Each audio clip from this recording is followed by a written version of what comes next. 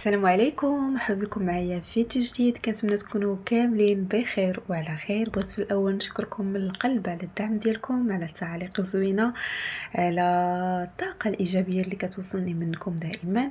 اكيد كتفرحوني وكتخلوني دائما نستمر ونكمل معكم بكل حب. الا كنتي جديده معنا، مرحبا بك في هذه العائله الصغيره اللي الهدف ديالها هو اننا نطوروا حياتنا، نرتاحوا نفسيا ونعيشوا بنظام وبوعي. ما تنسيش ديري لايك وتشتركي في القناه وتفعلي الجرس باش توصلي بكل فيديوهات الجديده، حيث المحتوى اللي جاي اكيد غادي يعجبك بزاف وغادي يفيدك ان شاء الله. فيديو اليوم مختلف شويه، غادي ندخلوا لعالم اخر، عالم النظام الياباني. نكتشفوا مع بعضياتنا كيفاش هاد الناس قدروا يحولوا التنظيم والتنظيف من تعب لراحه نفسيه واسلوب حياه. خليك معايا حتى لاخر الفيديو، حيت غادي تسمعي معلومات غادي تبدل نظرتك كامله للتنظيف والتنظيم. تخيلي معايا واحد المشهد، دار صغيره في اليابان، كل شيء فيها بسيط، ما كاينش بزاف ديال الحوايج، ولكن رغم هادشي كامل كتحسي بواحد الراحه غريبه، واحد الهدوء، واحد النقاء ما كيتوصفش.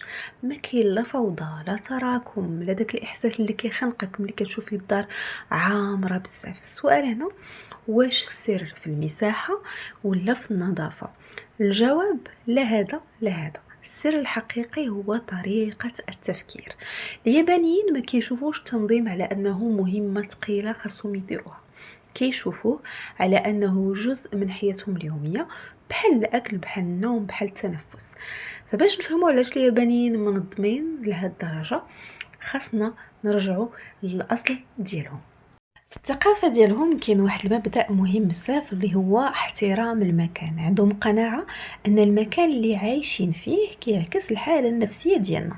يعني مثلا الا كان دارك عامرة بزاف، فوضوية، ما فيهاش نظام، غالبا حتى عقلك غادي يكون مشوش وعيان وما مركش. ولكن حتى العكس راه صحيح. هاد الفكرة جاية من الفلسفة ديال الزن اللي كتركز على البساطة، العيش في الحاضر، التخلص من كل ما هو زائد. دابا نرجعوا لينا حنايا. اكيد شحال من مره دخلنا البيت ديالنا وحسينا براسنا مخنوقين، ما عارفينش منين نبداو، كلشي كيكون مجموع، كلشي ضاغط علينا. داك الاحساس اللي ماشي غير تعب، ولكن نتيجه الفوضى اللي كتكون في البيت واللي كتاثر حتى على النفسيه ديالنا. وهنا بالضبط كيبان الفرق. اليابانيين ما كيتسناوش الفوضى باش ينظفوا، باش ينظموا، كيعيشوا بطريقه ما كتخليش الفوضى اصلا تولد من الاساس. فإلا بغينا نفهموا علاش اليابانيين منظمين لهاد الدرجه، خاصنا نرجعوا من فكره ننظف وننظم وصافي وندخلوا لفكره اعمق، هي كيفاش هما كيشوفوا الحياه. النظام عندهم كيبدا من الداخل ماشي من الدار. اليابانيين كيامنوا بواحد الفكره ان النظافه الخارجيه كتعكس النظام الداخلي. يعني الا كان العقل ديالك هادئ، دارك غتكون منظمه. الا كنتي مشوشه، هادشي راه كيبان في المكان اللي انت عايشه فيه.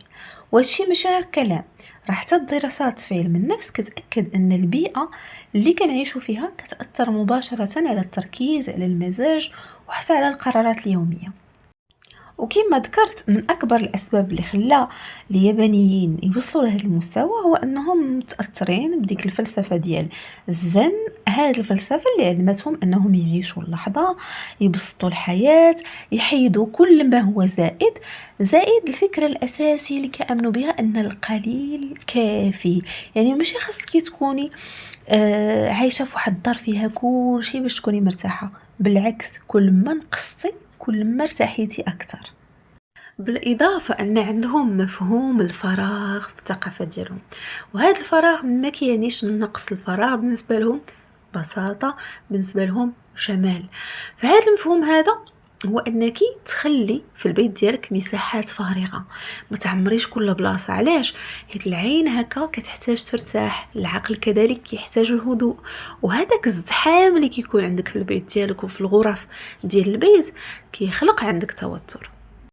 وكاينه واحد النقطه كذلك خاصنا نهضروا عليها، بما اننا كنهضروا على هذه الثقافه. اليابانيين كيتعاملوا مع المكان ديالهم بحال الا عنده واحد الروح، يعني كيامنوا الا احترمتي هذاك المكان اللي انت عايشه فيه، هذاك المكان غادي يحترمك. يعني ما تخليش الحوايج مرميين، وما تاجليش التنظيف، ما تخليش الوسخ، ما تخليش الغبره، تعاملي مع دارك بلطف.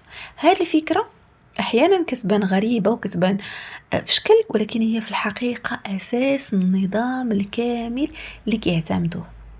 وهنا كنوصلوا لاهم نقطه اللي هي التربيه من الصغر.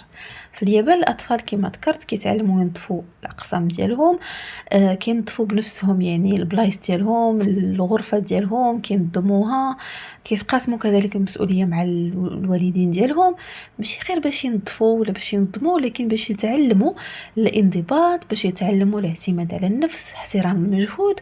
وهنا كيكون يعني واضح الفرق بيننا وبينهم. حنا كنشوفوا والتنظيم يعني كنشوفوه كواجب اللي هو ثقيل، هما لا، كيشوفوه كجزء طبيعي من الحياة. كذلك واحد الحاجه اللي تقدر تغير النظره ديالنا لهذا التنظيف وهذا التنظيم هو ان اليابانيين عندهم قناعه مهمه كتقول ان الفوضى ماشي غير حوايج كثيره، الفوضى هي قرارات مؤجله. يعني دائما من كتكون عندك فوضى، انت دائما كطرحي على راسك هذه فين غادي نحطها، واش غادي نحتفظ بها، واش غادي نحتاجها. فكل مره ما كتجاوبيش على هذه الاسئله كتراكم الفوضى. اذا الا بغينا نعتمدوا هذا النظام الياباني، خاصنا قبل ما ننظموا قبل ما ننظفوا البيوت ديالنا، خاصنا ننظموا طريقه التفكير. حيت النظام الياباني راه ماشي غير تقنيات فقط، هو عقليه كتخليكي تعيشي بواحد الخفه، بواحد الراحه او بوضوح. دابا من بعد ما فهمنا العقليه ديال اليابانيين، غادي نعطيك السر الحقيقي اللي كيعتمدوا عليه في حياتهم اليوميه. هذا واحد السر اللي هو بسيط ولكن كيصنع نتائج كبيره بزاف مع الوقت. هذا السر هو انك ما تبدليش حياتك مره واحده، بدليها شويه بشويه. وهنا كيجي المفهوم ديال كايزان. كلمة كايزان في اليابانية كتقسم لجوج ديال الأجزاء، اللي هو الجزء الأول كاي اللي هو تغيير، وزان كتعني للأفضل، يعني تحسين مستمر بخطوات اللي هي صغيرة بزاف. اليابانيين كيامنوا ان التغيير اللي كيكون كبير كيخوف، فبالتالي ما كنقدروش نستمروا عليه، ولكن التغيير اللي كيكون صغير كيكون سهل وكيولي عاده. وعلاش هاد الطريقه كتنجح معاهم؟ لان العقل ديالنا كما دائما كنقول كيرفض هذوك الحوايج اللي هي كبيره. مثلا انا كتقولي نوض هاد النهار ندير الميناج الكبير، غتحسي بواحد الثقل فوق كتافك، غتلقاي راسك من بعد اجلتي هذا القرار هذا. ولكن الا قلتي اليوم غادي ندير غير 30 دقيقه نجمع فيها مثلا الغرفه ديالي، هنا غادي تبداي تحمسي، ما تحسيش بالخوف، وغتخدعي العقل ديالك بواحد الطريقه ذكيه باش تبداي. فكيفاش تطبقي الكايزن في التنظيف والتنظيم ديال البيت؟ اول خطوه انك تصغري الهدف بزاف. يعني ما تبقايش تقولي غادي ننظف الكوزينه، قولي غادي نرتب مثلا المجوره اللي عندي في الكوزينه، او غادي نغسل الماعن ديال ديك البلاكار اللي عندي في الكوزينه. ما تقوليش القرار يعني الكبير او المهمه الكبيره، لان لا، العقل ديالك حس ان المهمه كبيره بزاف، غادي يبدا كي يدفعك انك تاجلي هذيك المهمه. الخطوه الثانيه هي انك ديري هذه الحاجه الصغيره كل نهار. يعني كل نهار مثلا غادي نقول غادي ندير 20 دقيقه ديال الترتيب السريع قبل ما ننعس. كل نهار مثلا غادي ندير واحد التنظيف سريع للحمام قبل ما ننعس. كل نهار مثلا غادي نقول خاصني ندير واحد الجوله خفيفه على الغرف، نحاول اني نجمع الا كانت شي حاجه خارجه من المكان ديالها نرجعها للمكان ديالها. يعني واحد العادات اللي كنحاول انني نلتزم بها يوميا، وهكا كتولي انك قاده ديريها بشكل اوتوماتيكي. وهكا الاستمراريه هي الاهم، يعني ماشي داك المثاليه اللي كتفكري بها، الاستمراريه على هاد العادات هي اللي غتخلي البيت ديالك كيحتفظ بهذاك النظام العام ديالو.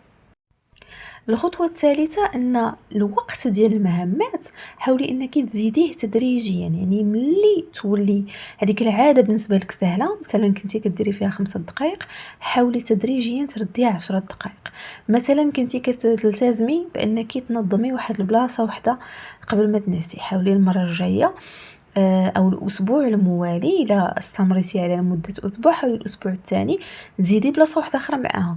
هكا ما غتحسيش بواحد الضغط، لأنك المهمة الأولى غتكوني يعني تعودتي عليها، من بعد غتزيدي المهمة الثانية معاها في نفس الوقت، غتدخل بواحد الطريقة اللي هي سلسة، وما تحسيش بالإجبار وما تحسيش بواحد المجهود اللي هو كبير. وباش نبسطها لك اكثر غادي نعطيك كيفاش كيديروها اليابانيين في حياتهم. مثلا في الصباح عندهم ترتيب السرير 5 دقائق، عندهم التهوية ديال الدار كذلك. اثناء اليوم عندهم واحد التنظيف اللي هو مباشر لاي حاجه توسخات. انهم يجمعوا كذلك الماعن من بعد الوجبه، واحد الحاجه اللي هي ضروريه.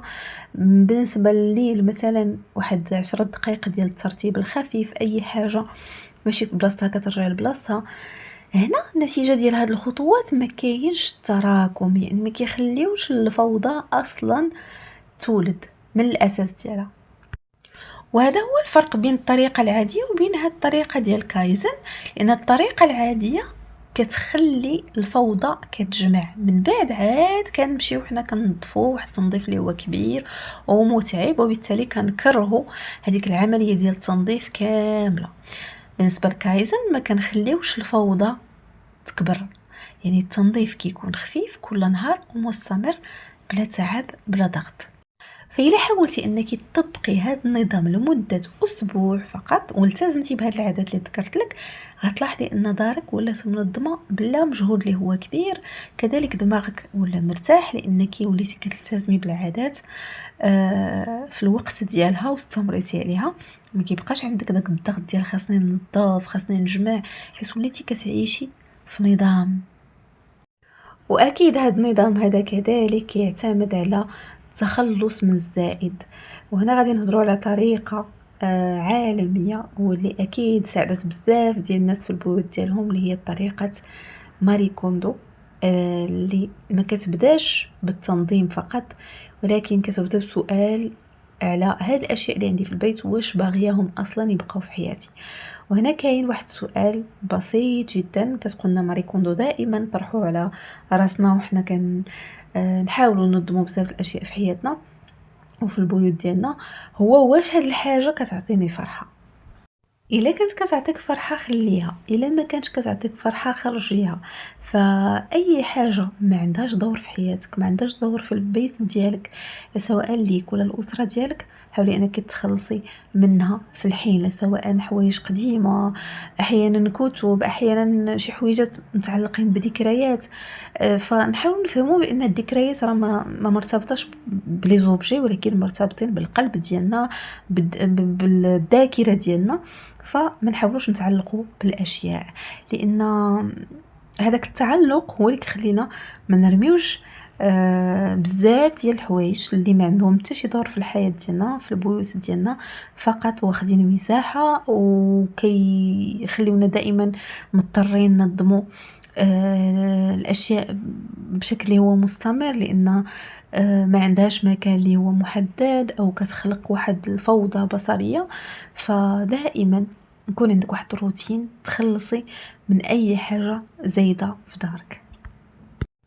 فالقاعده الذهبيه هنايا هي انك ما عمرك تنظمي الفوضى، دائما نقصيها، لان هذاك التنظيم ديال الفوضى تعرفي بان الفوضى دائما غتبقى، الاصل ما تحيدش.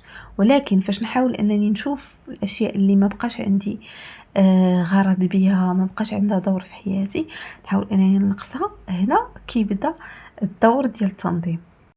وبداي هاد التحدي وغادي تشوفي بانك ملي غادي تخلصي من الحوايج اللي ما محتاجاهمش غادي تلاحظي ان البيت ديالك ولا خفيف، التنظيف ولا ساهل، واهم حاجه النفسيه ديالك غتبدل، حيت حتى الطاقه ديالك غتولي احسن، غتحسي بان كاين فراغ في البيت ديالك، كاين مساحات نقيه منظمه، ودارك اهم حاجه ولاو فيها غير الحوايج اللي كتفرحك.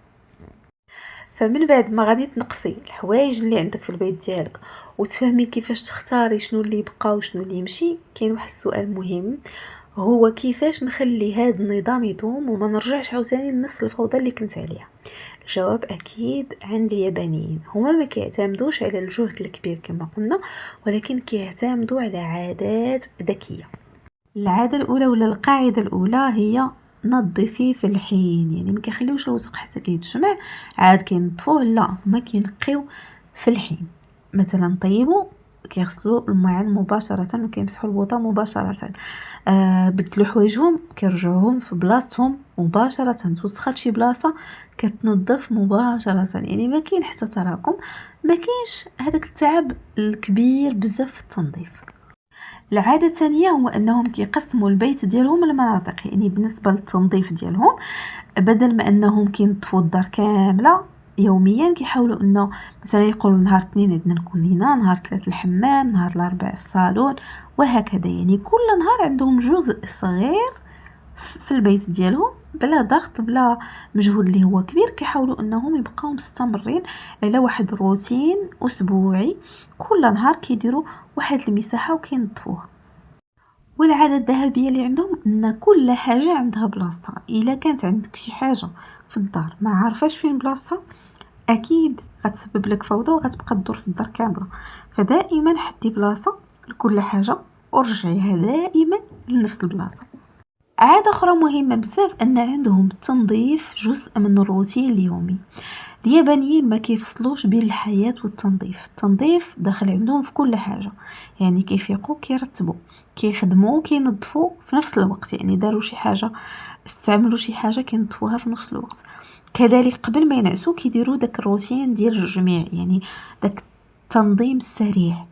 هكا المهمات ديال التنظيف وديال التنظيم ما كتكونش ثقيله، كتكون بالنسبه لهم عباره عن عادات. حاجه اخرى مهمه كيعتمدوها هي تقنيه دقيقه واحده. اش كتقول هاد التقنيه؟ ان اي حاجه نقدر نديرها في دقيقه كنديرها، ما كنترددش. مثلا حيد صباطي ما غاديش نحطو في الباب، غادي نهزو غادي نمشي نديرو في بلاصتو. كذلك الطبلات وسخات غادي نمسحها مباشره، شي حاجه طاحت في الارض غادي نهزها مباشره. هاد العاده بوحديتها راه كتمنع 80% من الفوضى.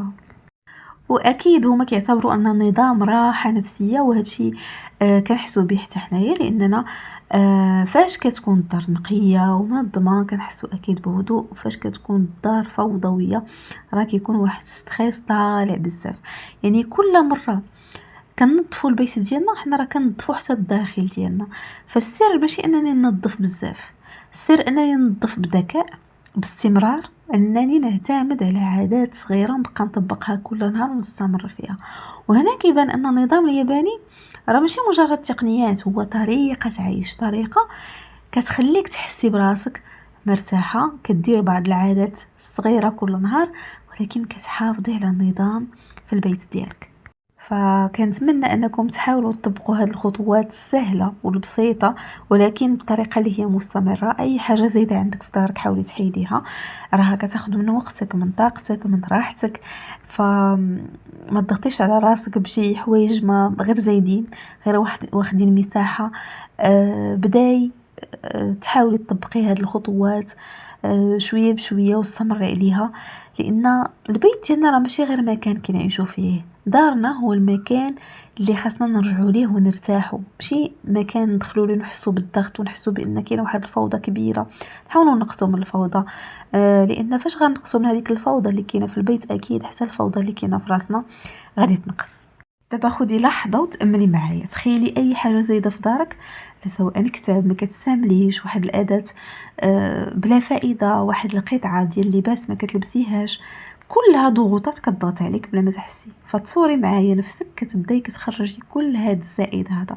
هذه واحد الخطوه اللي هي صغيره، ولكن غتلقاي الزوايا اللي في البيت ديالك كتحرر من هذه الفوضى هذه. اكيد غتشوفي الفرق، كيفاش العين ديالك غتلقى الراحه، كيفاش العقل ديالك غيولي صافي اكثر. راه شعور جميل جدا، شعور ديال الخفه، ماشي مجرد ان البيت مرتب، ولكن راه راحه نفسيه حقيقيه وطاقه ايجابيه. فكنتمنى انني بهذا البودكاست نكون حفزتك انك تطبقي هذه الخطوات وهذه العادات وتمتعي بالبيت ديالك منظم. فيه فقط الاشياء اللي كتفرحك واللي كتفيدك. شكرا بزاف على المشاهده وحسن الاستماع، نتلاقاو ان شاء الله في الفيديو القادم. الى اللقاء.